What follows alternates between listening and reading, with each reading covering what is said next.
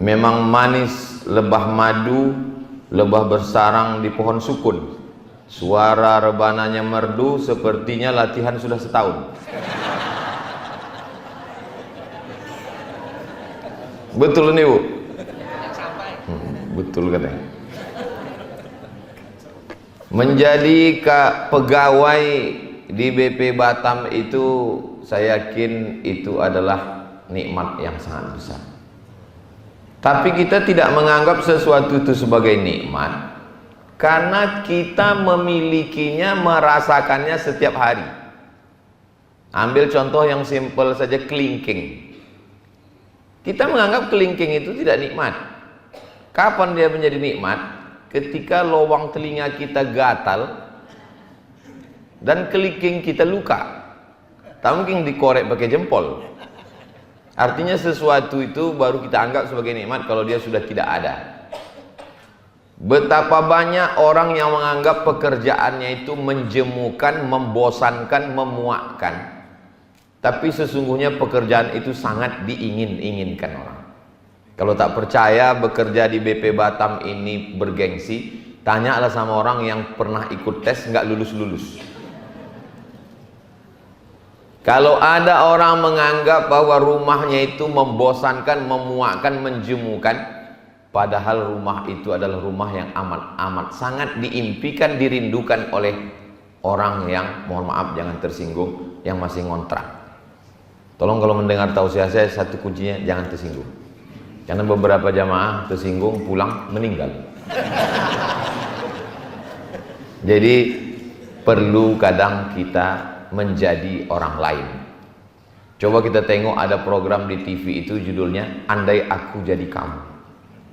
Jadi hari Sabtu, hari Ahad, hari libur, cobalah jadi pengangguran yang kira-kira tidak ada pekerjaan, maka pekerjaan yang sedang kita geluti, yang sedang kita tekuni, itu sesungguhnya adalah satu kenikmatan.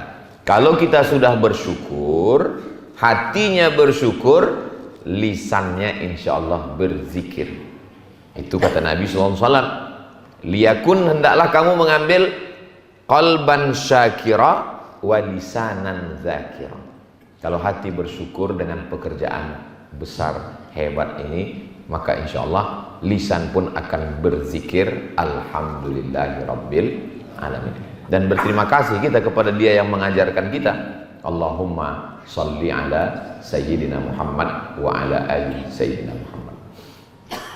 Jangankan bapak ibu yang bekerja di BP Batam ini, saya aja yang datang kemari menyampaikan tausiah yang tidak terlalu lama dan tidak panjang, karena tertulis di sini waktu 15 menit. Kalau tak percaya nanti selesai tengoklah ada tulisan. Jangankan bapak ibu yang bekerja lama di sini sampai pensiun, saya saja yang tausiah cuma 15 menit ini kan dipoto ini tim media mengambil foto ini. Habis ini nanti akan diupload tentu di TikTok asli. Gambar-gambar ini akan diupload di Instagram, langsung dibuat caption di bawah, Ustadz Somad menyampaikan tausiah di BP Batam. Langsung dikomen orang tuh, bukan kaleng-kaleng. Main. Jadi di antara nikmat yang terbesar adalah, apalagi saat ini, apalagi di negara kita, pekerjaan. Wa amma bi ni'mati rabbika hadis. Nikmat Allah itu syukuri, ceritakan, bangga. Di balik kesulitan yang luar biasa, Allah masih kita berikan kemudahan. Fa inna ma'al usri yusra. Inna ma'al usri yusra. Dengan seragamnya, dengan kantornya, dengan tempat bekerjanya, ada pula masjidnya. Berapa banyak orang mesti pergi ke luar negeri, bunyinya bergengsi, tapi sebenarnya hanya untuk, mohon maaf, mencari makan. Assalamualaikum Ustadz Abdul Somad. Waalaikumsalam. Boleh saya nanya Pak Ustadz? Boleh. Apa hukumnya sholat habis megang babi? Ini mau nanya apa ngetes ini? Serius Pak Ustadz, Saya ini setiap hari mencuci babi Pak Ustadz. Habis itu saya mau sholat. Kamu kerja di mana? Saya kerja di tak boleh sebut nama negaranya, disensor. Apa kerja kamu di sana? Saya bekerja jadi asisten rumah tangga Pak Ustadz. Mau tak mau, suka tak suka, karena terikat kontrak 2 tahun saya mesti mencuci ini tiap hari. Nanti habis dicuci, saya sebagai muslim, saya merasa di lubuk hati paling dalam, tahu saya ini Pak Ustadz Arab, tapi ini kerja saya. Mengirim untuk sekolah anak, untuk istri, saya mesti sholat. Satu sisi saya menjawab, satu sisi menggenang air mata saya. Begitulah susahnya saudara-saudara saya untuk menyekolahkan anak. Real, true story, kisah nyata. Lalu gimana lah Ustaz menjawab? Ambil botol air mineral, isikan tanah ke dalam, masukkan air, goncang.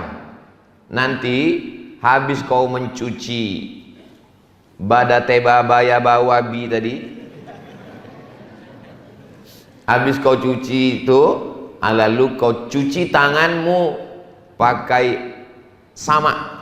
Di sama itu dicuci tangan 7 kali, salah satunya dengan air lumpur. Boleh di tengah, boleh di awal, boleh di ujung. Di awal dulu cuci pakai air tanah. Habis itu baru kau siram pakai air suci, mensucikan, air mutlak, air bersih. Habis itu saya sholat Pak Ustadz. Habis itu sholatlah. Datang lagi WA, Ustadz, apa hukumnya sholat di WC? Aneh-aneh aja pertanyaan. Lama hidup banyak dirasa, jauh berjalan banyak ditengok, lama jadi Ustadz, pertanyaannya macam-macam. Ya saya bilang WC itu najis, kotor, menyebut nama Allah aja tak boleh di WC. Allahumma inni a'udzubika minal khubuthi wal khaba'is, tak boleh. Kalau mandi, maaf cakap, mandi junub, di dalamnya ada WC, tempat mandi itu tak berpisah, menyatu, maka saat berniat tak boleh dilafazkan bismillah, tak boleh dalam hati. Begitu juga kalau berwudu, tak boleh bismillahirrahmanirrahim karena ada WC, kecuali yang terpisah. Makanya di beberapa tempat itu dipisah supaya kita bisa menyebut nama Allah. Kenapa pertanyaan kamu nih begini? Mau menguji ilmu tes fikih ini? Bukan Pak Ustadz. Saya bekerja, supervisor pengawas saya tidak mengizinkan kami sholat karena mereka berprinsip time is money, waktu adalah uang. Mereka tak kenal dunia, mereka tak kenal akhirat, mereka tak kenal Tuhan. Di mana kamu bekerja? Di negara ini Pak Ustadz. Jadi gimana caranya? Saya pura-pura permisi ke toilet, buang air, lalu saya sholat sesingkat-singkatnya. Saya baca hanya Al-Fatihah aja Pak Ustadz, ruku, i'tidal, sujud, duduk antara sujud, sujud, tasyahud, salam.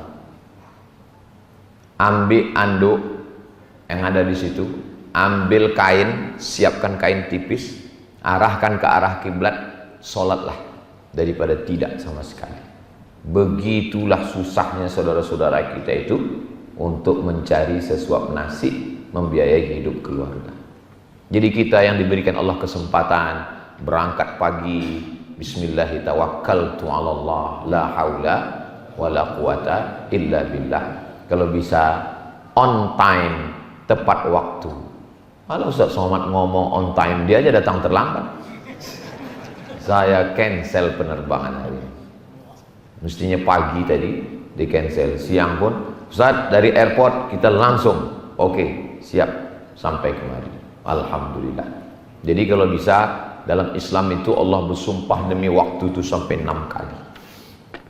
Terbit fajar, wal fajri, masuk waktu subuh, was subhi idza tanaffas, masuk waktu duha, wad duha, masuk waktu siang, wan nahari idza tajalla, masuk waktu asar, wal asri, masuk waktu malam, wal laili idza yaghsha, wal laili idza saja, 6 kali.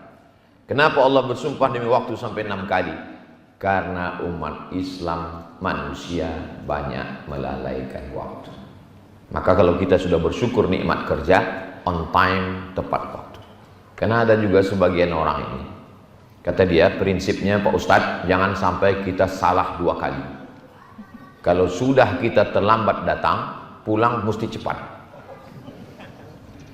Itu. Kenapa begitu? Karena kalau sudah salah sekali, ini kesalahan yang bagi sebagian orang biasa-biasa saja. Tapi bagi orang beriman, BP Batam mengurus Batam. Batam ini penduduknya sekarang berapa, Pak? 1,3. Berarti orang BP Batam ini kalau dia beramal soleh, memudahkan urusan orang, itu pahalanya mengalir 1,3 juta orang mendoakan dia, memudahkan urusannya dunia dan akhirat. Tapi kalau sampai dia aniaya, susah juga itu. 1,3 juta orang melaknat, meminta pertanggungjawaban di hadapan Allah Subhanahu wa taala. Tapi jangan gara-gara tausiah ini besok banyak pula yang resign. Kadang ada beberapa kawan ini, beberapa jamaah ini datang ke saya, Ustaz, ya tempat saya bekerja ini Pak Ustaz nggak tahan saya, banyak kali syubhatnya, banyak kali haramnya, saya mau resign. Saya tanya, kau kalau resign, yang akan menggantikanmu duduk di kursi itu malaikat atau kamu? Atau macam kamu kualitasnya? Lebih setan dari saya lagi Pak Ustaz. Membiarkan setan duduk di tempat kita itu adalah pengkhianatan. Tapi tak tahan saya Pak Ustaz, banyak kali duit haramnya. Yang halalnya saja diambil. Yang kira-kira cukup dengan pekerjaan kita, tetes peluh keringat kita yang halal untuk anak istri ambil. Yang haramnya Pak Ustaz, masa kau tak tahu kemana meletakkannya? Mesti kuajarkan juga lagi. Kata Syekh Yusuf Al-Qardawi, duit yang haram, yang syubhat diberikan ke masalih ammah, kepentingan umum, kepentingan orang banyak, yang dinikmati orang banyak. Kumpulkan duit haram itu, tapi jangan, tak pula perlu disebutkan. Datang menghadap ke Ustaz Haruna Hasim, jangan pula bilang, Ustaz ini ada beberapa duit haram ini Ustaz. Tak perlu dicakap, tak perlu dicakap kan. Mungkin Ustaz tahu ada pembebasan tanah untuk rumah Quran, karena itu dan Ustaz pun sudah tahu itu, tidak perlu pula dituliskannya. Ini tempat pembuangan haram, kita buat nama rumah Qurannya Rumah Quran Al-Haram, untuk kepentingan orang banyak. Karena kalau kita tinggalkan posisi kursi yang berkualitas ini, akan diambil orang lain, hancur. Umat Islam menjadi jenderal, umat Islam menjadi polisi tentara, umat Islam menjadi pejabat, dokter spesialis, umat Islam menjadi kepala daerah. Yang ragu-ragu mau mendaftar ke KPU Oktober nih, daftarkan sebelum tanggal penutupan berikut ini. Artinya apa? Karena dengan kekuasaan Islam itu menjadi hebat. Siapa yang bisa membebaskan Palestina? Salahuddin Al-Ayyubi, orang yang punya kekuasaan, jenderal, panglima, tentara. Siapa yang bisa mengambil Konstantinopel? Muhammad Al-Fatih, jenderal, panglima, tentara, berkuasa.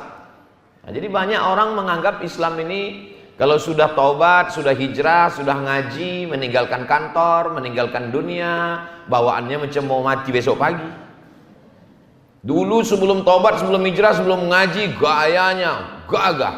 Begitu udah taubat, ngaji, letoy, lesu, loyo, lunglai, macam mau mati, tapi tak mati. Pas ditanya, Bapak kemarin? Iya itu saya masa lalu waktu masih jahiliyah. Sekarang udah taubat Pak Ustaz, saya tinggalkan semua kantor sudah saya tinggalkan. Gaji masih saya ambil Pak Ustaz. Makan haram, masuk tidak, gaji buta. Nah ini kita akan dituntut di hadapan Allah. La tus'alunna yauma idzin 'anin na'im. Kamu semua akan dituntut, akan diminta tanggung jawab di hadapan Allah Subhanahu wa taala. Syukuri nikmat pekerjaan. Setelah mensyukuri nikmat pekerjaan dengan lisan alhamdulillah wa syukrulillah wala haula wala quwata illa billah, syukuri dengan langkah kaki cepat datang berangkat. Bismillahirrahmanirrahim. Allah la haula wala quwata illa billah. Setelah itu aktif kita bekerja, karena bekerja untuk 1,3 juta orang itu juga bernilai amal soleh. Amal soleh Yang namanya amal soleh itu hanya zikir, sholat duha, baca Quran, sholat tahajud. Itu bukan amal soleh, itu namanya ibadah. Yang amal soleh itu adalah pekerjaan yang nampaknya rutinitas, biasa-biasa saja, tapi dia bernilai ibadah. Ini masuk kantor ini bernilai ibadah. Tapi jangan pula salah paham. Ada juga sebagian pegawai ini, karena dia menganggap bekerja ini ibadah, lalu dia tak sholat lagi. Dia tetap di kantor buat laporan. Hayya 'alas shalah, kota masjid B.J. Habibie. Kawan nanya, kok nggak sholat bro? Ini adalah ibadah. Itu pun tak betul juga. Saya pernah diundang kepala dinas acara halal bihalal. Ustaz, halal bihalal ke rumah Pak Ustaz. Nanti kawan-kawan dari kantor datang. Ya. Apa judulnya Pak?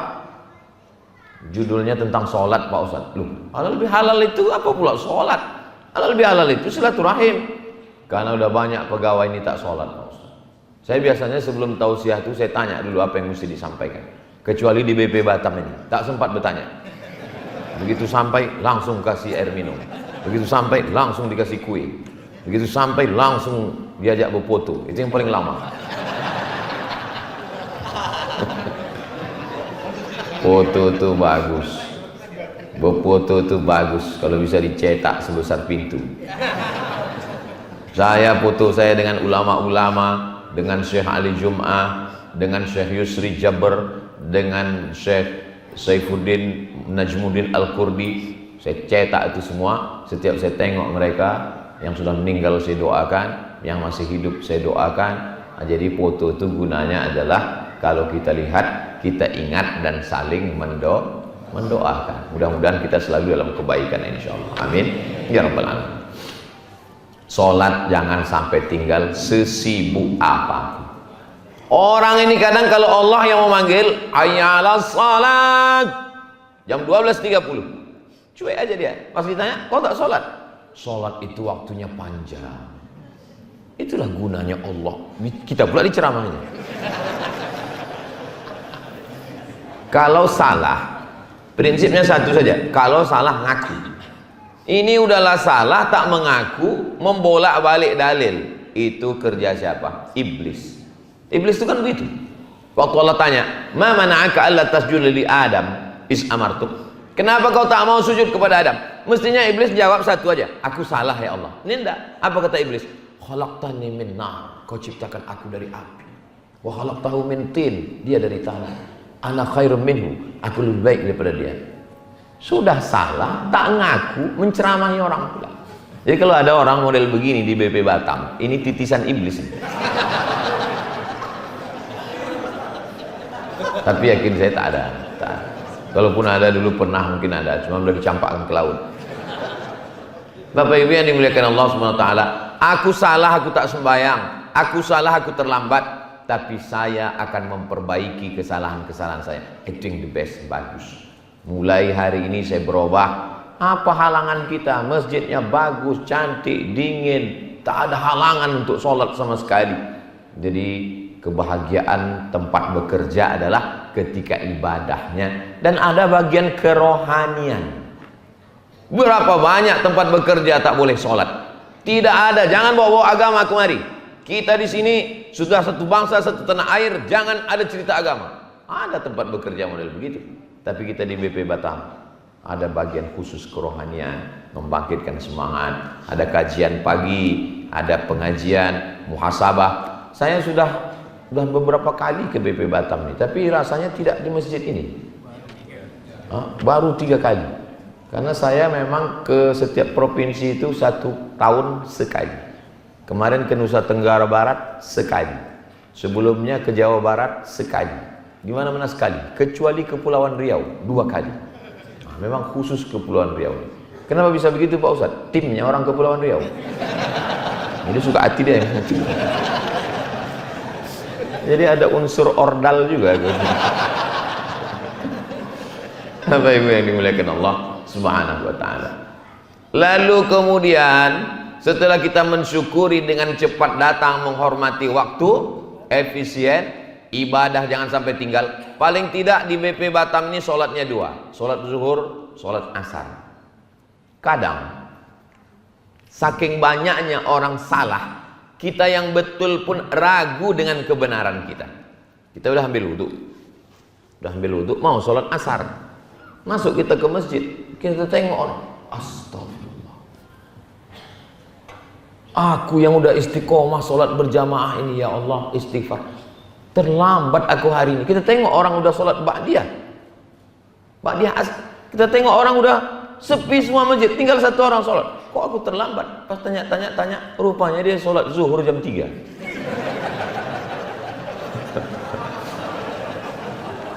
Menyatu wudhu zuhur dengan wudhu asar. Ada juga ulama dulu, kalau kita baca biografi, banyak itu ulama-ulama itu yang sholat subuh dengan wudhu isya. Sholat subuh dengan wudhu isya itu maksudnya habis sholat isya itu tidak tidur, baca Quran, zikir, menulis, baca Quran, zikir, menulis sampai subuh. Begitu maksudnya.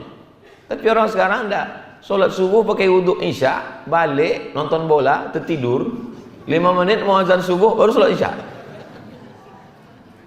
Padahal yang kita bawa nanti waktu mati, inna awwala ma yuhasabu bihil abdu yaumal qiyamah. Yang pertama kali dihisab, dihitung dari seorang hamba nanti pada hari kiamat, sholat. Mau pegawai golongan 4A, B, C, D, E, tinggal. Baju seragam 4 lapis, tinggal. Yang dibawa hanyalah sholat. Terbujur kaku jenazah, belum lagi dikebumikan. Orang yang datang menjenguk jenazah kita tuh, orang tuh udah berbisik sesama dia, aku menggantikan dia nanti ya. Kata sebelah, beres itu kita atur. Belum lagi masuk jenazah kita. Kalau dulu ada orang mengatakan belum lagi kering kuburan Pak. Ini bukan belum kering, belum masuk lagi ke lubang, udah diincar orang posisi kita. Tanya orang di warung kopi, kenapa dia cepat mati? Akulah nyantet dia itu kemarin. Saking kan mau cepatnya orang kita mati. Tapi kalau tak mati, kata Allah, tidak mati. Keberanian tidak membuat orang cepat mati, ketakutan tidak membuat orang lambat mati. Gak usah berani kali kau, nanti kau mati. Kau tak mati, kata Allah, tidak. Takut, sikit-sikit takut, sikit takut. Menyeberang sampai 3 kali lampu merah, takut. Mati juga. Keberanian tak membuat cepat mati, ketakutan tak menunda kematian. Keberanian tak mempercepat kematian, ketakutan tak menunda kematian. Boleh ditulis di baju kaos. Tapi jangan dibawa sholat Jumat. Sampai di masjid B.J. Habibie, nanti tengoknya. Kiki. Setelah kita berangkat, bismillah, bekerja, sholat tak tinggal, dapat dua-duanya. Rabbana atina fid dunya. Fid dunya dapat, gaji dapat, tunjangan dapat. Apalagi orang BP ini, oh hebat sekali. Bukan cuma gaji pokok aja, ada uang tunjang, uang sipa, uang sikut, uang sundul, uang tani, SPPD, entah apa-apa. Kok tahu Pak Ustadz? Dari senyumnya sama ketawanya itu. Itu menunjukkan duit orang itu banyak. Dia kalau tak berduit itu, tak begini bunyi senyumnya, tak lepas begini. Kata dia. Terus saya pancing sedikit, bisa ketawa tuh sampai di ujung, itu tanda banyak duit. Kalau yang orang tak berduit, ketawa tuh sedikit aja. Kata dia. Tak sampai ke ujung. Itu tandanya banyak tunggakan. Tapi kalau ditengok dari BP Batam ini, lepas dia insya Allah. Menunjukkan semuanya bahagia insya Allah. Ada beberapa yang nggak tertahan, tapi maklum kita. Bapak Ibu yang dimuliakan Allah Subhanahu wa Ta'ala. Pulang ke rumah jam 4 keluar dari kantor, lengkap dengan macetnya, jumpa pula kawan, sampai di rumah jam 5, lalu kemudian bersih-bersih segala macam sampai jam 6. Kalau bisa janganlah tinggalkan sholat berjamaah ke masjid maghrib. Udahlah zuhur tak ke masjid, asar tak ke masjid, memang di masjid kantor, tapi masjid dekat rumah. Maghrib usahakanlah maghrib itu jangan sampai tak ke masjid. Ke masjidlah maghrib. Kenapa? Karena tak tahu nanti malang tak dapat ditolak, untung tak dapat diraih. Entah mati kita, siapa menyolatkan jenazah kita. Ada seorang bapak Mati-matian dia mempertahankan bininya jangan bawa ke masjid. Istri saya jangan bawa ke masjid. Heranlah pegawai kawan jamaah kita. Kita berlomba-lomba ingin sholat jenazah itu di masjid. Kenapa sholat jenazah di masjid? Jamaahnya ramai, lebih 40 orang, ramai mendoakan. Dia mati-matian bertahan. Istri saya jangan bawa ke masjid. Telusur. Rupanya Pak Ustadz, dia tak pernah ke masjid. Mana? Jadi kalau kita tak pernah ke masjid, keluarga kita mati, kita malu menengok orang masjid. Akhirnya bertahan untuk di rumah. Ngundang tahlil, ditengok orang muka kita. Ini yang meninggal, ini apa ini? Ditanya orang itu pula, Bapak baru pindah ya? Kemana muka kita mau diletakkan? Akhirnya yang lain nanti menjelaskan tentang kita. Ini Bapak Anu, ayah si Anu. Oh, yang anaknya sering datang itu? Iya. Oh. Nasib kau nak macam Nabi Ibrahim. Pembuat berhala rupanya ayah kau. Malu kita. Jadi kalau bisa paksa-paksakan. Apa kota Batam? Bukan macam Jakarta, Bandung, Surabaya yang penduduknya sampai 15-20 juta. Balik kita, lalu kemudian mandi bersih ke masjid, bawa anak ke masjid. Anak dibawa ke masjid. Kenapa anak perlu dibawa ke masjid? Anak-anak tak bisa main suruh. Pergi ke masjid. Ayah tak ke masjid, ayah capek. Tak bisa. Anak ni mesti ditenteng dibawa. Kalau bapak menengok ada bapak-bapak nanti kawan sahabat tetangga pergi ke masjid, satu digendong, satu ditenteng, satu menarik kain sampai 3, itu berarti dia termasuk orang yang tak kena azab kubur. Kenapa? Karena 3 anak itu dibawa, saking takutnya sama bini.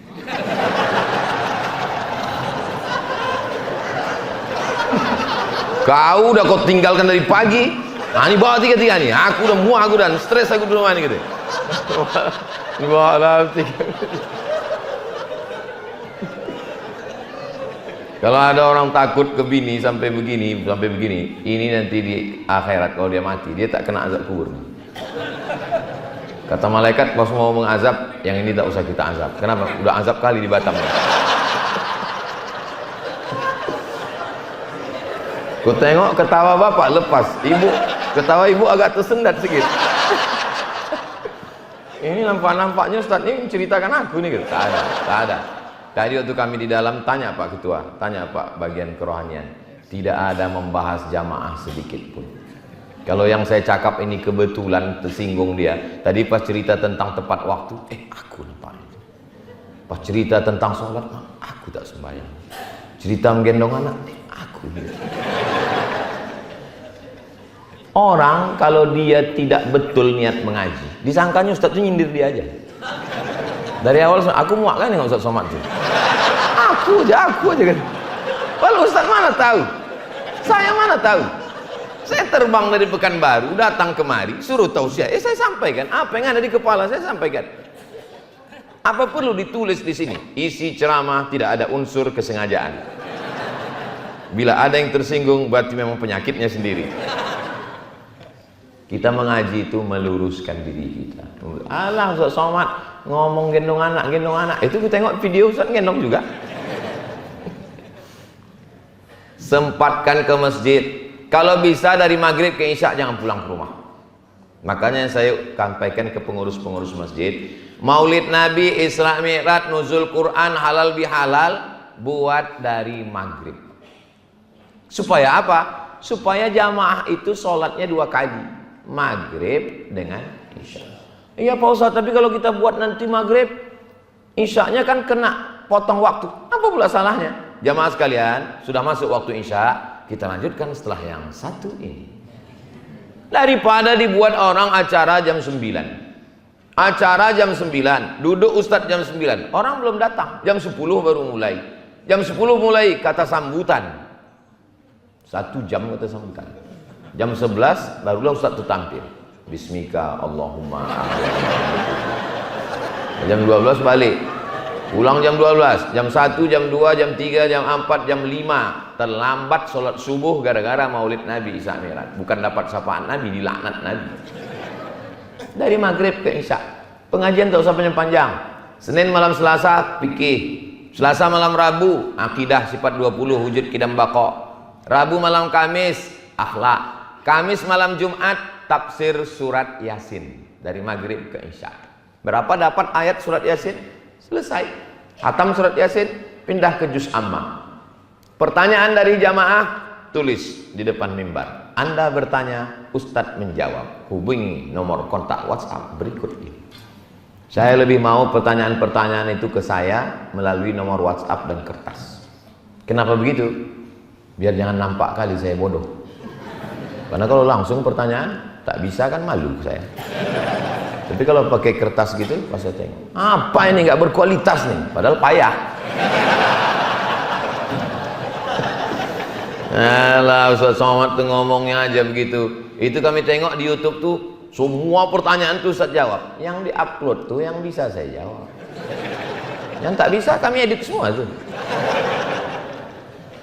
Jadi bagaimana kalau pengajian searah? Itu dari Ustadz saja, khutbah yang searah. Tapi jamaah kan banyak keluhan. Apa yang mau dia sampaikan? Makanya saya kalau pengajian subuh Rabu, Bapak Ibu yang tidak bisa langsung, itu setiap subuh Rabu baca Riyadhus Shalihin. Ngajinya sampai jam 6 subuh. Dari sholat subuh sampai jam 6. Dari jam 6 sampai ke setengah 7, sampai jam 7, itu lebih banyak pada pertanyaan. Jamaah itu kalau bertanya 3 gendang. Yang pertama, tak tahu. Yang kedua, dia udah tahu, mau ngasih tahu kawannya yang tak tahu. Yang ketiga, curhat tentang keluarganya. Dia sebetulnya mau ngasih tahu bininya, cuman dia termasuk yang tak kena azab kubur tadi. Jadi caranya ditanyakannya ke Ustaz. Dan saya selalu mengatakan jangan tulis nama di situ. Supaya apa? Supaya kita tidak mencari-cari orang. Dan selesai acara pengajian, semua kertas-kertas itu saya bawa pulang. Semua tak pernah saya bawa pulang, saya kumpul satu kardus, satu plastik, saya bakar. Kenapa tak usah tinggalkan di situ? Kalau saya tinggalkan di situ, selesai acara, dicari jamaah, tulisan siapa ini? Kau tanya tentang aku kemarin ini. Kelayuan juga gara saya. Kita bekerja jam berapa berangkat? Jam 7. Masuk kantor jam berapa? 7.30, jam 8. Lalu kemudian setelah itu 9, 10, 11, 12. Istirahat, break, sholat. 1, 2, 3, 4. 9 jam dengan orang lain. Dengan istri, pulang sholat isya jam 8, 9, 10. Cuma 2 jam.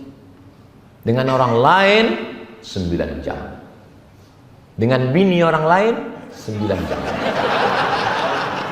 Dengan bini sendiri,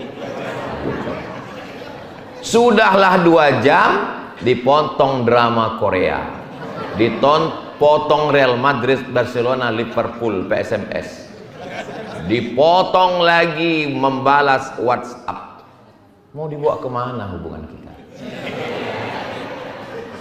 Pulang ke rumah, matikan handphone, duduk, gendonglah anak, berceritalah, bercengkerang.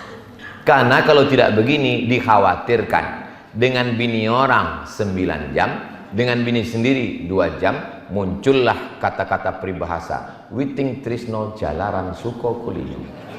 Cinta tumbuh karena sering bersama. 9 jam jumpa, makan siang bersama, meeting bersama, rapat bersama, berawal dari nyaman, lama-lama curhat, lama-lama dari mulai berganti nomor, dari mulai berganti cerita sampai berganti cairan. Ustaz Somad ini ceramahnya jorok, kotor, mendengarnya aja kalian tak suka, apalagi melakukannya, menjijikkan. Tapi itulah yang terjadi. Apa? Nasi sudah jadi tai ayam. Inilah ibu nih, laki awak udah dilarikan orang, cerita bubur juga dia lagi.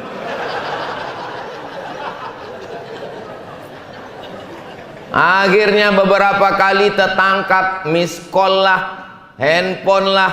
Mohon maaf ya bang, tadi waktu abang di kamar mandi ku angkat, suara perempuan bang, mungkin anak dia. Nomor siapa nih bang? Nomor siapa ini? Kan dah kau tengok di situ namanya Sugianto. Mohon maaf ya Sugianto. Abang berbohong. Sudah ku tengok, ku perhatikan, itu rupanya perempuan. Ya sama lah macam kau. Di dapur itu kan kau tulis juga garam, rupanya gula. Kenapa kau buat begitu? Untuk menyindir perbuatan kau itulah bang. Kau buat nama laki-laki, rupanya nama perempuan. 1-0 kita kan.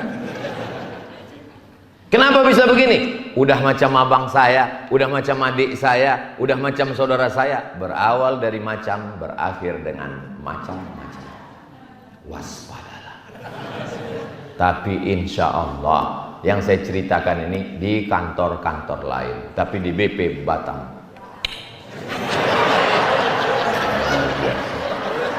Ada bagian kerohaniannya, ada tempat ibadahnya. Di BP Batam ini, kalau tempat lain, di tempat ibadah pun orang bisa menengok perempuan. Di BP Batam, jamaah tak akan bisa menengok perempuan. Kenapa? Laki-laki di sini, perempuan di atas. Cuma saya yang bisa nengok orang. Terjaga mata, terjaga pelihara perasaan dan lain sebagainya. Ustaz. Ya. Kata orang kalau kita banyak berzikir ini nanti dapat cahaya katanya Pak Ustaz. Betul dapat cahaya?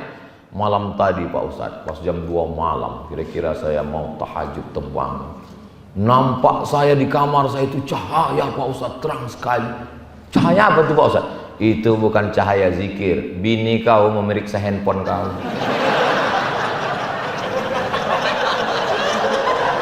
Cari-cari. Karena seringkali kedengaran kau bersuara di kamar mandi. Apa ini artinya? Kenapa bisa orang curiga? Kenapa muncul suudzon? Password pula 3 hari sekali diganti. Kalau Ustaz Somad ni ngomong macam tak berpassword aja handphonenya. Handphone saya tak ada passwordnya. Alah Ustaz kan main medsos juga. Itu Instagram Ustaz, itu YouTube Ustaz, itu kami tengok TikTok Ustaz. TikTok, Instagram, YouTube, Twitter, FB, itu semua dikendalikan admin. Saya tidak ada. Tapi bahan kan dari Ustaz, bahan dari saya. Saya kirim, upload, update, ini captionnya, ini kalimatnya. Kenapa Ustaz tak main medsos? Kalau saya tahu passwordnya, 2 gendangnya. Pertama, mengamuk saya di situ. Karena orang mencaci maki saya kelahi, saya pantang dipancing. Yang kedua, DM itu kalau dibuka lah itu message itu, oh banyak sekali. Ustaz, jadikan aku yang kedua ya. Kita lah yang paling mengerti tentang diri kita. Jadi insya Allah, kalau ini kita lakukan, selamat. Kalau sudah jam 10, jam 8, jam 9, jam 10, 3 jam itu berkualitas dengan anak istri, bersenda gurau, bercengkerama, jalan ke sana kemari. Saya tahu ini saya nanti di Batam, Kepulauan Riau, malam Jumat, malam Sabtu, malam Ahad, 3 malam. Berarti malam ini terakhir tadi malam aku mesti jalan-jalan. Saya bawa jalan. Saya bawa jalan anak istri. Oh jadi Ustaz jalan-jalan juga? Jalan. Macam mana Ustaz jalan? Sedang di sini aja orang kenal. Oh kalau di Pekanbaru mana orang tuh kenal? Saya pakai masker. Pakai kacamata hitam. Pakai topi. Pergi ke mall. Sampai di parkir, dikejar orang juga, diketok gitu. Penasaran saya buka kaca. Dari mana kau tahu aku? Saya bilang. Udah aku begini lah, udah aku tutup. Panasnya minta ampun. Masker, pakai kacamata. Dari mana tahu? Dari cincin Ustaz gitu deh. Nah, sejak itu asal saya pergi Pekanbaru saya buka cincin. Tahu dia dari cincin. Memang tajam jamaah, luar biasa. Tajam mata ibu-ibu, tajam mata jamaah lagi. Bapak Ibu yang dimuliakan Allah, kenapa kita mesti dengan anak dan istri? Karena kalau kita akrab dengan kawan sekantor, kawan satu alumni sekolah, kawan satu grup WhatsApp, itu hanya kawan ketawa aja itu Pak. Kalau sampai datang masanya Israel malaikal maut, ya kalau langsung mati. Kok setengah mati di ICU? Siapa yang menyuap makan nasi? Datang rupanya kawan kita sekantor yang ketawa cekikikan itu ngasih kita makan. Yang akan datang menyuapkan kita dengan sabar, inilah mereka-mereka. Ya kan Bu? Orang nilai akan menjawab. Makan bang, makan. Sabar ya bang. Insya Allah tak sampai hari Jumat selesai kau nih bang. Ini kadang laki-laki nih kalau sama kawan, acara mancing, acara bola, pas giliran kau nanti mau mati, dia itulah nanti akan menjawabkan. Tapi kalau kau baik, insya Allah dibisikkannya ke telinga kanan, la ilaha. Tapi kalau kau tak baik, sudahlah waktu habis di kantor, tertangkap pula SMS, WhatsApp macam-macam. Udahlah waktu habis di kantor, di rumah pun tak juga adalah waktu untuk mereka. Dibisikkannya juga nanti pas mau mati, mana surat tanah. Hari ini Bapak boleh tersenyum, tapi kalau kejadian nanti betul juga kata Ustaz. Kalau tak percaya, prank lah mereka. Pura-pura mati. Dek. Saudara, takutnya kita ngeprank malaikat serius. Baru tahu. Kenapa Ustaz Somad dari tadi asyik mau menengok ke atas saja? Mohon maaf ya Bu, saya bukan menengok ibu-ibu, saya menengok jam, itu udah jam 2. Jam itu di bawah ibu itu pas jam 2 udah. Jam 3, jam 3 udah. Tadi saya dibilang Ustaz Somad, kita dari airport langsung ke BP Masjid B.J. Habibie karena Ustaz mulai jam 2. Langsung tak ada kata sambutan. Selesai jam 3 kita langsung ke pelabuhan, kita menuju Tanjung Balai Karimun. Kundur. Kita langsung akan menuju. Jadi ini sudah lebih dari 15 menit. Sudah 1 jam kita bersama. Kita tidak pernah berpisah karena kita saling mendoakan, insya Allah. Doakan supaya Ustaz Abdul Somad yang diceramahkannya tadi itu diamalkannya. Karena waktu dia banyak juga terbuang untuk orang lain. Kalau bapak-bapak ini mungkin hanya sekedar dari jam 8 sampai jam 4. Tapi saya, ini berangkat nih hari Kamis, malam Jumat, malam Sabtu, malam Ahad baru pulang. Nanti Senin, Selasa, Rabu, Kamis baru di rumah. Jadi berbagi kita waktu ini sampai akhirnya kita akan menghadap Allah dalam keadaan husnul khatimah, insyaallah. Ala hazihin niyah al-Fatihah. A'udzu billahi minasyaitonir rajim. Bismillahirrahmanirrahim. Alhamdulillahirabbil alamin. Arrahmanir rahim. Maliki yaumiddin. Iyyaka na'budu wa iyyaka nasta'in. Ihdinas siratal mustaqim. Siratal ladzina an'amta 'alaihim ghairil maghdubi 'alaihim waladdallin. Amin. Allahumma rzuqna rizqan halalan thayyiban mubarakan fi. Berikan kami rezeki yang halal barakah supaya kami dapat berwakaf, berinfak dan bersedekah. Allahumma anzilis sakinata fi qulubina, turunkan ketenangan dalam hati kami.